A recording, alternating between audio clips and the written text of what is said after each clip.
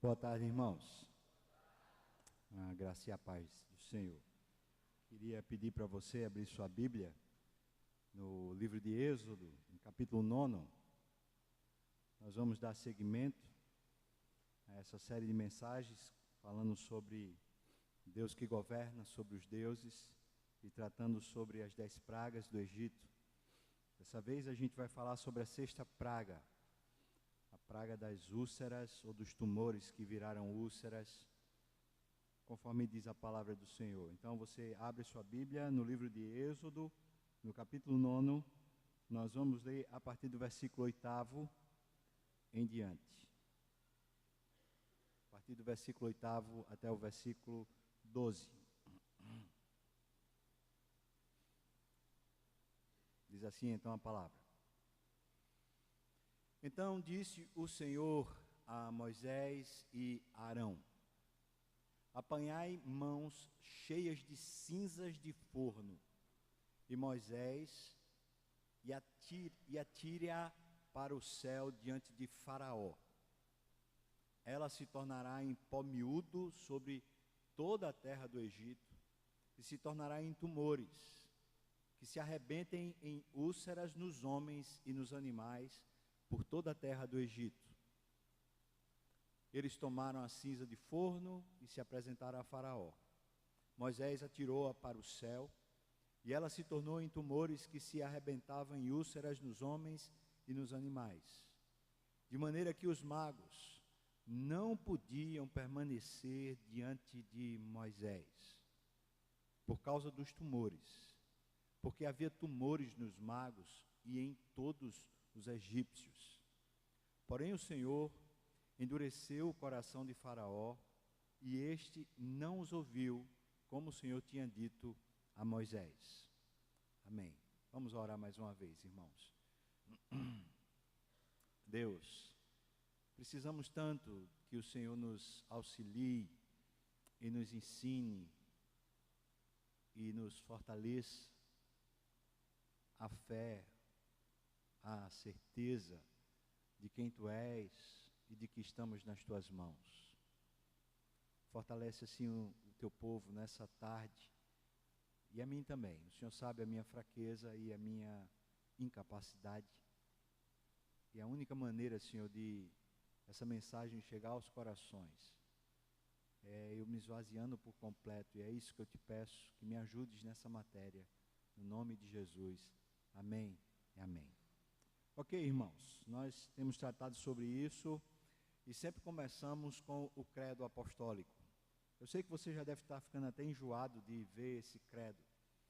E hoje pela manhã alguém me perguntou logo após o culto: por que é que o credo está sendo sempre enfatizado? O credo é a essência da nossa crença. São os valores mínimos que a gente tem que ter no coração para admitir que é cristão. E num tempo que a gente tem cada um a sua própria verdade, cada um o seu próprio entendimento a respeito da verdade, é preciso que a gente saiba qual é o valor mínimo fundamental para que a gente se diga cristão. Porque tem gente que diz que é cristão porque crê em Deus, mas não crê em Deus assim. E se não crê em Deus assim, pode ter certeza que não é cristão. Isso aqui é a essência do Evangelho, os valores fundamentais do Evangelho. Aqui se distingue entre aquele que de fato crê e aquele que sabe a respeito. Porque crer diz respeito essencialmente a algum tipo de envolvimento, de comportamento, de mensuramento a respeito do que se sabe. Só saber não quer dizer que crê. Muita gente sabe, poucos creem. Vamos ler o credo hoje? Vamos ler juntos nesse culto? Vamos lá? Creio em Deus Pai, Todo-Poderoso, Criador do céu e da terra, e em Jesus Cristo, seu único Filho, nosso Senhor, que foi concebido pelo Espírito Santo, nasceu da Virgem Maria, padeceu sob Pôncio Pilatos, foi crucificado, morto e sepultado, desceu ao inferno. No terceiro dia ressurgiu dos mortos, subiu ao céu e está sentado à direita de Deus Pai Todo-Poderoso, onde há de vir a julgar os vivos e os mortos. Creio no Espírito Santo, na Santa Igreja Universal de Cristo, a comunhão dos santos, na remissão dos pecados, na ressurreição da carne e na vida eterna. Amém. A praga que a gente está vendo agora é uma praga das úlceras. Você ouviu o relato? Deus pediu para Arão e Moisés encherem as mãos e irem comparecerem diante de Faraó mais uma vez, anunciando que a partir daquelas cinzas, aquele pó se tornaria um pó miúdo que se espalharia por toda a terra do Egito. Mais uma vez Deus preservou o seu povo, preservou a terra de Gósen para que não sofresse as temeridades da praga, mas todas as demais pessoas do Egito, elas foram provocadas por essas úlceras. Os estudiosos falam que justamente quando as águas do rio estavam secando, as águas do rio Nilo, normalmente havia úlceras no meio do povo. Essas úlceras, elas eram tão terríveis que a pessoa mal se aguentava em qualquer posição por causa da coceira que dava. Mas os teólogos falam que se tratasse apenas desse tipo de úlcera, então certamente nem os egípcios, nem mesmo os hebreus, muito menos Faraó, olhariam para Deus e diriam simplesmente que é uma questão normal, uma questão do dia a dia. Afinal de contas, todos os anos o rio Nilo subia e depois secava, e então nessa estação que o rio secava, vinham as úlceras. Entretanto, o que há de distinto nessa úlcera é que ela atinge toda a população. Ela não atinge apenas aqueles que estão nas imediações do Nilo. Ela atinge todas as pessoas, com exceção do povo de Deus. E é por demais esclarecedor quando a gente lê o texto que os magos de Faraó também foram atingidos pela mesma praga, pela mesma úlcera. Esses magos normalmente não eram atingidos pelas úlceras, porque eles não faziam parte da ralé, vamos dizer assim, do povo comum. E mesmo se algum deles, em algum momento, tivesse esse tipo de úlcera, ele não aparecia em público. Mas dessa vez, todo o panteão de magos, todo o grupo de magos que servia a Faraó e que estavam de alguma maneira duelando com Moisés e Arão, eles foram diretamente afetados pelas úlceras, de tal maneira que eles não suportaram mais permanecer naquele ambiente, tendo que ir se tratar e se resolver, porque eles não aguentavam mais. O que é que essas úlceras, elas remontam para a gente? O que é que essa praga traz de confronto espiritual? Uma vez que estamos entendendo que as pragas eram a maneira de Deus revelar ao seu povo, como Ele estava tirando o seu povo de uma idolatria, de um regime de politeísmo, para uma adoração a um único Deus, para uma fé sólida no Deus que é todo-poderoso. Deus estava batalhando contra os deuses, não apenas no sentido físico e exterior, mas sobretudo Deus estava batalhando contra os deuses que começaram a habitar no coração dos hebreus. A palavra hebreu significa aquele que atravessa o rio. E eles tinham esse nome, não porque eles tinham atravessado o rio Nilo, mas porque eles iriam atravessar o rio Jordão para entrar na terra prometida.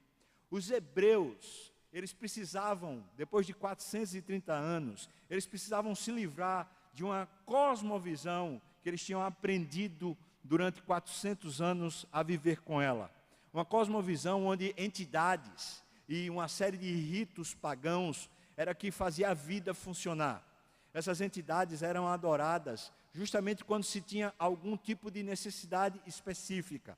E conquanto a gente esteja falando normalmente em alguma das pragas a respeito de uma divindade específica do Egito, é óbvio que a gente não pode pormenorizar e não pode simplesmente dizer que se tratava apenas daquela divindade.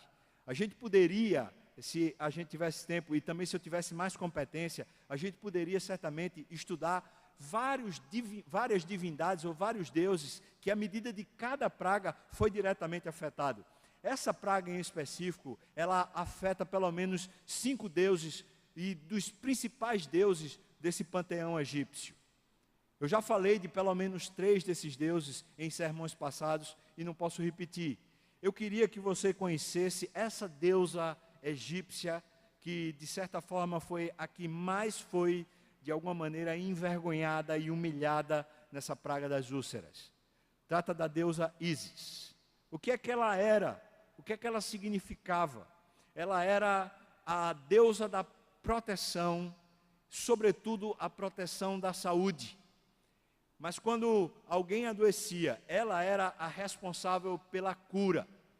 Isso que eu estou falando com você é simplificar demais a ideia, porque essa deusa Ísis era uma das principais dentro do panteão egípcio.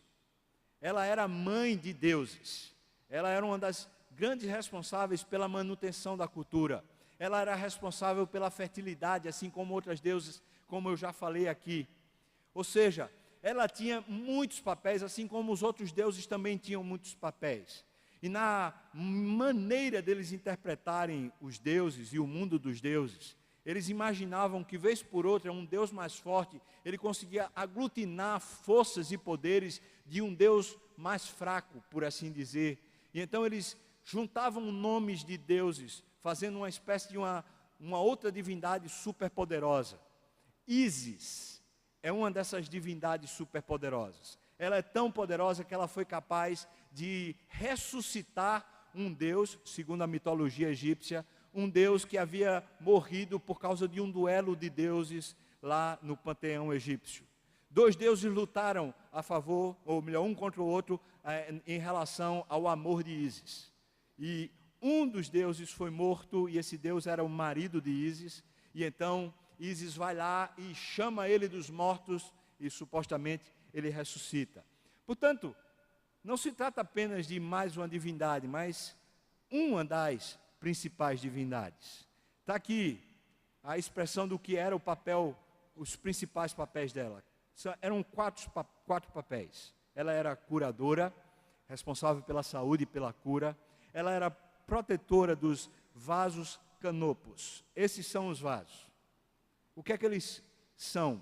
Eles são os vasos dos egípcios. Quando eles morriam, eram tirados seus órgãos internos para o processo de mumificação.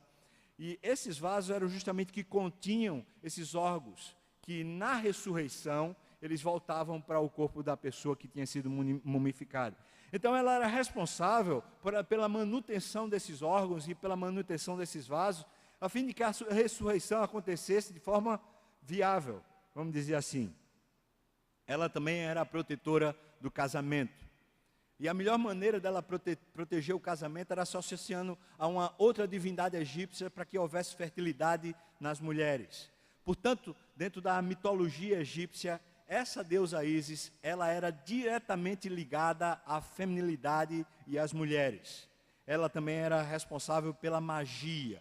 Leia-se magia como o entendimento de não apenas as ciências ocultas, mas também todo tipo de ciência que havia na antiguidade, como já expliquei também num sermão desses em outro momento.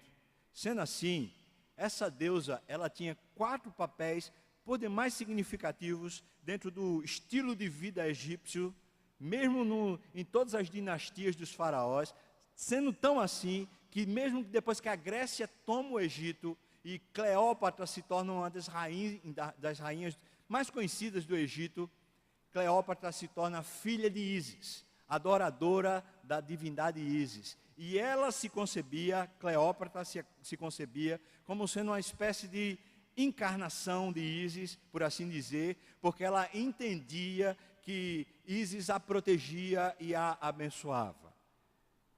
E não dá tempo para a gente contar algumas das histórias de Cleópatra, para a gente entender isso melhor.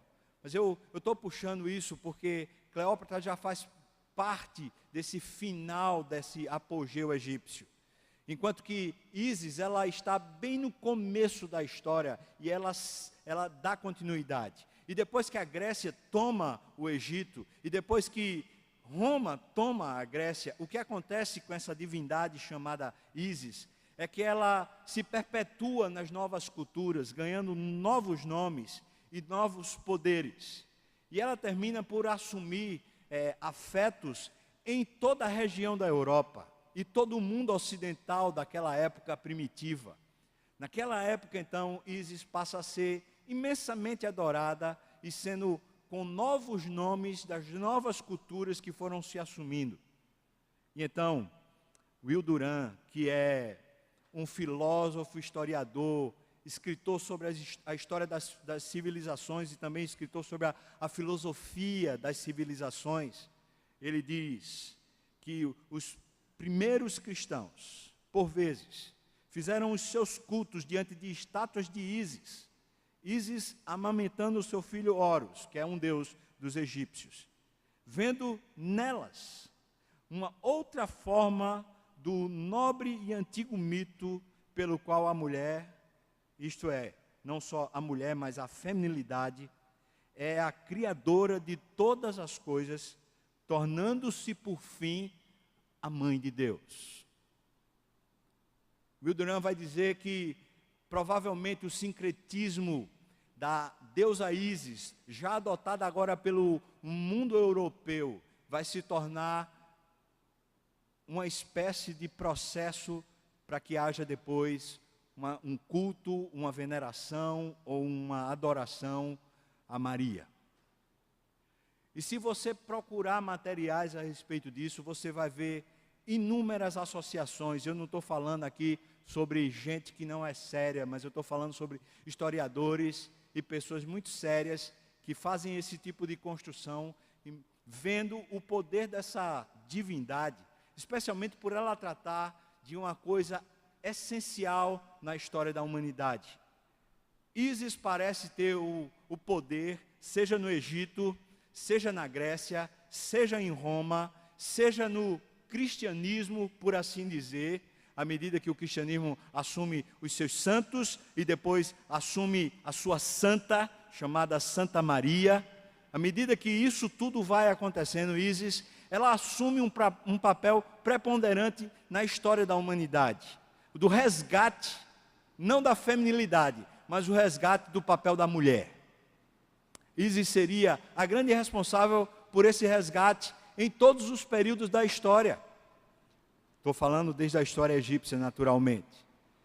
Ela seria a identificadora e ela estabeleceria o padrão para que as mulheres fossem ou sejam de fato mulheres. Você consegue ver isso nos dias de hoje? É claro que você consegue ver. Nós estamos numa época em que podemos dizer que temos um forte machismo acontecendo na nossa cultura. Um machismo hoje acéfalo, sem competência, muito mais por tradição do que porque exista algum tipo de filósofo engendrando e fortalecendo-o. Mas a gente pode dizer também que hoje a gente tem um feminismo exacerbado, crescendo dentro da sociedade, não apenas brasileira, mas de âmbito mundial, pelo menos no mundo ocidental, e que tem de alguma maneira gerado uma série de anacronismos e de problemas dentro da sociedade. Quando falo sobre isso, eu queria que você me entendesse bem. Eu não estou falando de que a mulher pode ser desrespeitada, ou que em algum grau, mesmo quando ela se comporte muito mal, ela mereça ser desrespeitada. Quando Deus criou o homem e a mulher, lá no Gênesis, Ele os fez iguais.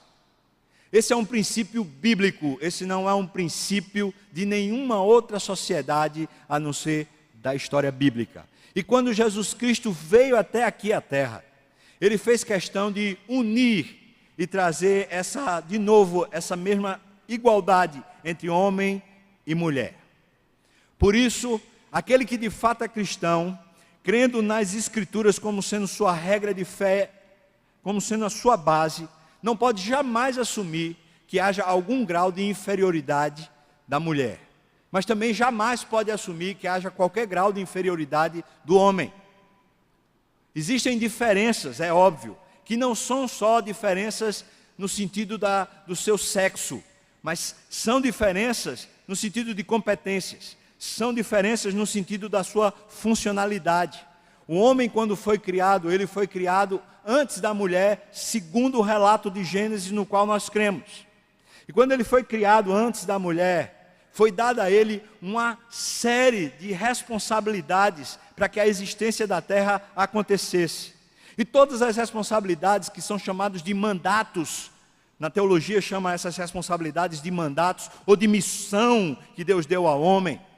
Ele não deu ao homem para que o homem fizesse sem Deus, antes pelo contrário, era Deus dividindo a sua missão com o homem e fazendo o homem coparticipante da natureza divina e da missão divina, de criar, de sustentar, de abençoar, de preservar, mas de dominar a terra. Quando Deus entrega um mandato ao homem, no relato de Gênesis, a mulher sequer existe. A mulher ainda não nasceu. E o homem já começa a executar esse mandato no relato de Gênesis, no capítulo 2, mesmo antes da mulher nascer. E é Deus que olha e fala: não é bom que o homem esteja só, portanto, far-lhe-ei uma auxiliadora que lhe seja idônea, igual, no mesmo nível, mas com uma função distinta, a função de auxiliadora. E se para nossa maneira de perceber a ideia, de perceber a filosofia, de perceber os fatos, quando a gente pensa que alguém é auxiliar, é inferior ao outro, tratando de subordinação no sentido de alguém ser melhor ou maior do que o outro, é porque certamente não entendemos como Deus age. Porque se a gente acha que Jesus Cristo é menor do que Deus Pai, é certamente porque não entendemos como Deus age, nem a natureza de Deus. A missão de Deus foi executada pelo seu Filho Jesus Cristo. E Jesus Cristo foi em tudo submisso ao seu Pai. Mas em nenhum grau ele era menor do que Deus Pai. Porque ele é Deus de Deus, igual. Assim como quando entendemos que o Espírito Santo é apenas uma força, e não se trata de Deus, que foi enviado pelo Pai e pelo Filho, e que habita em nós, como sendo Ele mesmo a pessoa de Deus, que nos vivifica, que nos fortalece, e que produz em nós a vida eterna, certamente não sabemos quem é Deus. Quando nós olhamos para as Escrituras, alguém que auxilia outro, não se trata de menor. Na expressão de Jesus, quando alguém serve, esse é maior do que aquele que é servido.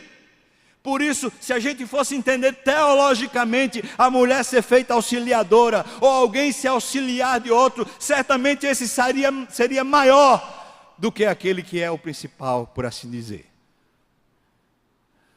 É porque na nossa cabeça, especialmente na maneira como nós somos doutrinados desde pequeno por esse século, pela cultura que prevalece, seja agora ou seja no Egito, a nossa concepção está distorcida dos valores cristãos e bíblicos. Nós nos pervertemos e não entendemos mais a vida a partir de Deus. Nós entendemos a partir da nossa própria competência, do nosso próprio braço, do nosso próprio esforço.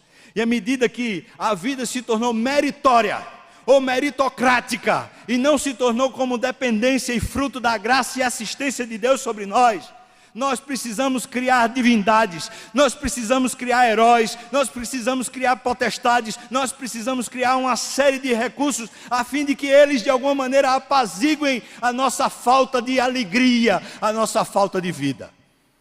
E é por isso que os panteões em todas as mitologias e culturas foram criadas. Deus não foi criado pelo homem, mas certamente os deuses foram criados pelos homens.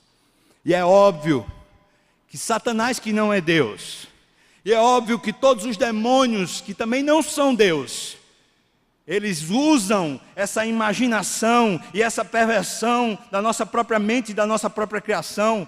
Eles usam esse panteão de divindades que nós mesmos criamos para nos escravizar e para nos fazer servos do nosso próprio orgulho e dos nossos próprios méritos, a fim de que não vivamos para Deus, mas vivamos constantemente para o nosso próprio umbigo, solicitando que divindades etéreas e falsas façam alguma coisa em nosso favor. Nos perdemos. E a deusa Ísis está presente na nossa sociedade. Está presente no repórter que você assiste toda semana. Está presente nos movimentos que você vê nessa história humana. Não agora, mas em todas as épocas. Ela está anunciando que ela é responsável não apenas por trazer cura no sentido físico, mas parece para trazer cura e igualdade e trazer uma vida, vamos dizer assim, mais nobre para a humanidade. Quando o ISIS faz isso, ou quando alguém assume, como os egípcios assumiam que ISIS faria isso por eles, não precisa mais de Deus. E nem sequer se crê em Deus. Quando Deus afronta, trazendo úlceras, inclusive sobre os magos, inclusive sobre todos os egípcios, Deus está dizendo para o povo hebreu: quem protege, quem cura e quem trata de forma igualitária a todos os seres humanos, homem e mulher, criança, velho, todo mundo igual diante de Deus, quem assim faz? Só o Deus Todo-Poderoso. E quem distingue um povo para si dos demais povos da terra? Só Deus o faz. Deus está envergonhando o poder, suposto poder que existia de preservar, de trazer cura e de fazer o bem. Deus está destituindo o ISIS da sua plataforma de que ela geraria uma humanidade mais igualitária, uma humanidade melhor, com padrões e com observâncias melhores de valores. Deus está dizendo: não há outro Deus além de mim. Eu faço bem, eu cuido, eu protejo, eu preservo, eu assumo a liderança, eu sou de fato responsável. Não há outro Deus além de mim. E é óbvio que todos os egípcios estão sendo por demais envergonhados. Mas deixe-me falar sobre um outro aspecto da nossa cultura. Porque se por um lado eu tenho que falar sobre esse feminismo exacerbado que tem destruído a capacidade de homens e mulheres se amarem, que tem destruído a capacidade de homens e mulheres se respeitarem, tem destruído a capacidade de homens e mulheres se verem à luz de Deus. Se o feminismo e o machismo têm atrapalhado tanto a nossa humanidade, deixe-me dizer a respeito de uma outra questão que essa praga também trata na nossa cultura. É a cultura da saúde. E por favor, eu quero que você faça uma clara distinção entre cuidarmos do nosso corpo como o templo do Espírito Santo, onde honramos a Deus, para pensar na cultura da saúde. A cultura da saúde que se exacerba e que cresce no mundo. É uma cultura que diz que o único responsável por você manter-se saudável, o único responsável por você ter uma longevidade, o único responsável por você ser melhor, é você. E essa cultura da saúde, ela está cheia de medicamentos, já que eu não estou falando das drogas que nos ajudam a curar necessariamente, mas aquelas que ajudam a gente a preservar. Eu estou falando das séries de vitaminas. Eu estou falando de uma série de alimentos que estão em cápsulas para dizer para mim e para você que se você tomar isso, você vive mais. E se você tomar isso, você emagrece. E se você tomar aquilo, você fica bombado. E se você tomar aquilo outro, você fica. Eu estou falando da cultura das academias. Eu estou falando da cultura do corpo belo, não apenas pelo belo, mas belo no sentido da saúde. Eu estou falando desse tipo de cultura que não nos deixa ter sobriedade. Quando alguém tem uma gordurinha a mais, ou quando alguém tem, sei lá, algum tipo de estética distinta, parece que está condenada a um escárnio. Eu estou falando, irmãos, sobre esse tipo de cultura que nos alcança. Que vez por outra nos faz sentirmos uma infelicidade, ou um tipo de agressão. Eu estou falando da gente simplesmente ter que responder a isso como se isso fosse de alguma maneira o que nos faz viver. Paulo, escrevendo a Timóteo, fala: Timóteo, o exercício físico para pouco ou nada é proveitoso. Óbvio, Paulo fazia muito exercício físico. Como é que eu sei disso? Porque ele fazia longas caminhadas indo de uma cidade para outra. Óbvio, Jesus Cristo caminhou demais. Esses homens, eles não viviam sedentários. Mas o que Paulo está contestando é justamente esse tipo de cultura, onde você assume que você é quem faz o seu corpo ter saúde. E o que ele está dizendo é que a piedade é proveitosa para tudo. A piedade, essencialmente, é uma vida onde você ama a Deus. Mas ama com sentimentos. Não ama apenas com ideias. Não ama apenas com valores. Não ama apenas achando certo e fazendo certo. Mas você ama com o coração. E ama com todo o coração. E ama por querer Deus na sua vida. Não porque Ele faça alguma coisa de bem para você, mas porque Ele é a figura que você ama. Ama como romance. Ama como ideal, ama como busca, ama como objetivo, ama como propósito da própria existência. Porque se tem uma maneira de viver na terra definida por Jesus, é amar a Deus sobre todas as coisas, com toda a sua alma, com toda a sua força, de todo o seu coração. O que essa deusa, ou que esse estilo de vida rouba de nós, é que nós é que passamos a nos amar. Nós é que passamos a nos responsabilizarmos pelo amor próprio. Quando o amor próprio deveria ser definido pelo amor que Deus tem por você. Pelo amor revelado na cruz, que é um amor maior do que o que você é capaz de ter por você mesmo. E você se sentir amado, precisa se sentir amado por Deus e não amado por si próprio. E à medida que eu e você nos sentimos necessariamente, profundamente amados por Deus, nós somos tomados por uma força vital, por uma energia revitalizadora, por uma ressurreição dos mortos, por um poder que nos faz vencer a morte. Mas só quando somos tomados pelo amor de Deus. Quando a piedade é que nos leva ao exercício físico. Quando esse carinho por Deus, esse caminho na alma, essa coisa doida, essa paixão por Deus, nos conduz a uma vida devocional, no sentido de devoção, não no sentido de disciplinas, de exercícios, de obrigações, mas de paixão, de vontade de estar na presença de Deus, de vontade de orar, de vontade de ouvir, de se aquietar, de presenciar o fôlego de vida sobre os seus ossos, lhe ressuscitando.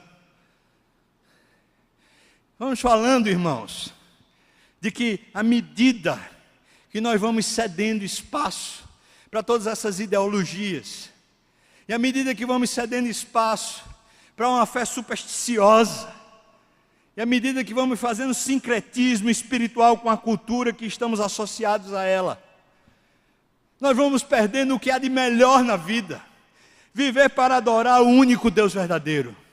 Viver para ser curado, preservado, protegido e o tempo todo guardado pelo seu poder. Estamos perdendo, porque de uma maneira prática estamos dizendo: Deus, o Senhor não precisa me cuidar, porque eu sei me cuidar. Deus, o Senhor não precisa me curar, porque os médicos e os medicamentos vão me curar. Deus, o Senhor não precisa fazer nada por mim, porque os homens e eu mesmo já estou fazendo.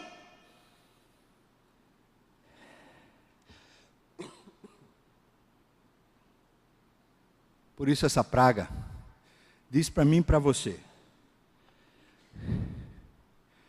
que aqueles que acreditam em ISIS, mesmo sem dar esse nome, aqueles que acreditam na filosofia, nos poderes e nas histórias desses deuses, que nós nem sabemos dizer o nome deles, não precisam de Deus.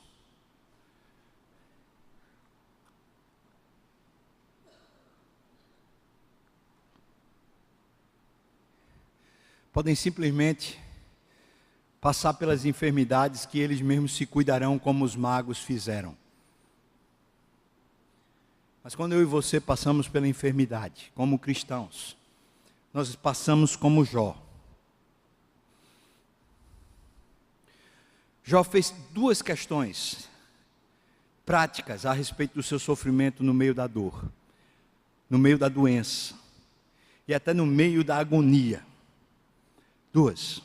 Primeiro, eu jamais vou falar contra Deus. Eu temerei e exaltarei a Deus.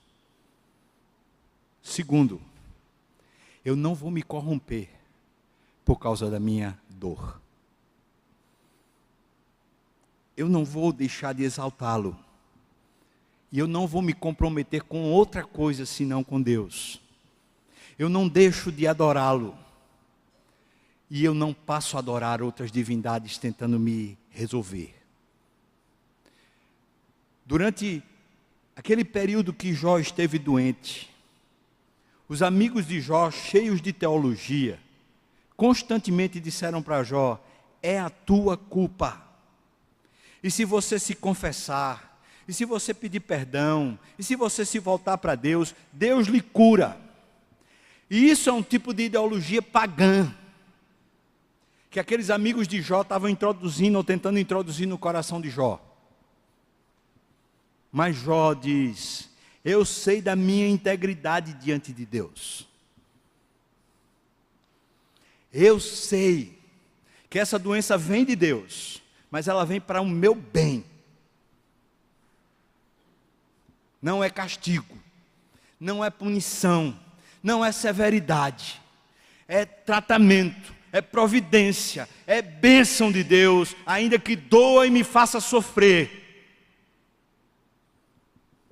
Quando Deus é levado a sério, e quando é Deus que é responsável pelas nossas dores, quando Deus é que é responsável pela nossa cura, e quando Deus é responsável pelo tratamento que nos cura, nós não estamos mais nas mãos de Ísis, nós estamos nas mãos do Deus vivo, e podemos até passar pelo perrengue, e até mesmo podemos perder pessoas por causa das doenças, mas certamente nós somos mais do que iluminados, e podemos dizer como Jó disse no final daquela jornada, onde ele ainda não estava curado, ainda não tinha vindo a cura, mas ele já podia afirmar com força e vitalidade de alguém que é ainda doente, mas tinha sua alma cheia de poder. Então ele diz: eu não conhecia Deus como eu conheço agora. Eu conhecia Deus de muito ouvir, mas agora a minha experiência é olho no olho, é uma experiência tátil, é uma experiência não apenas filosófica, mental, é uma experiência na carne. E agora eu consigo vê-lo.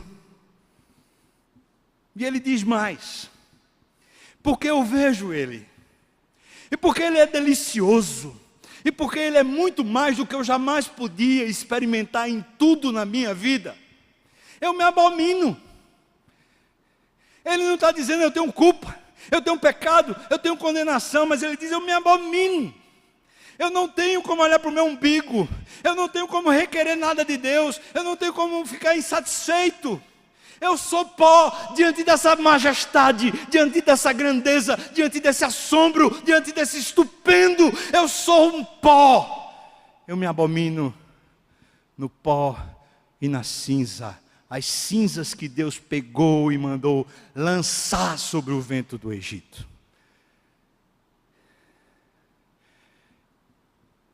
A nossa cultura está cheia de divindades escondidas, tentando fazer eu e você nos curvarmos diante delas. Essa cultura da saúde, essa cultura do bem-estar, essa cultura de faça você mesmo, você é o vitorioso, dos makers que nasceram agora. Essa é a cultura de Ísis. Essa é a cultura dos pagãos. Essa é a cultura do Deus do umbigo. Essa é a cultura do cada um é que consegue. Essa é a cultura do mérito.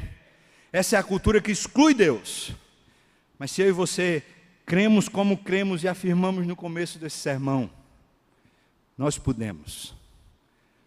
Vou falar feito o ex-presidente dos Estados Unidos. Nós podemos. Nós, crentes, nós somos os únicos que sabemos sofrer na terra. Eu estava aqui no gabinete pastoral antes de chegar aqui o templo. Na capa de uma revista do Portas Abertas, um indiano. Seguintes palavras do indiano: João Batista foi morto por causa de Cristo. Pedro foi preso e morto por causa de Cristo. Será que eu não posso ser preso por causa de Jesus Cristo? Nós cristãos sabemos sofrer. Não sofremos como os ímpios, mendigando, choramingando, cheio de pena de si mesmo, detratando Deus e detratando os outros. Nós sofremos com a forte convicção de alento, com consolo e proteção, com presença e o Emanuel, o Deus conosco. Nós sofremos cheios de Deus, e Deus se apoderando ainda mais da nossa fraqueza e se tornando gigante para se revelar ao mundo. Nós não perdemos pessoas como o mundo perde. Os cristãos não morrem como os demais morrem.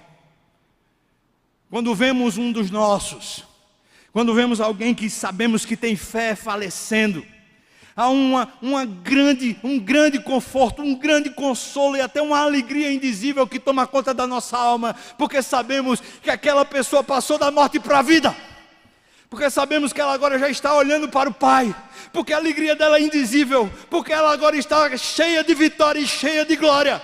Ninguém nesse mundo tem o que temos. Nós não precisamos de ISIS.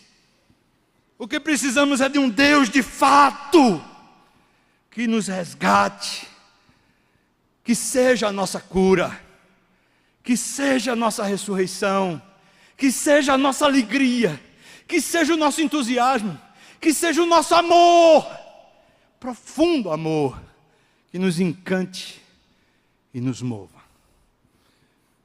Nós precisamos é do Deus vivo.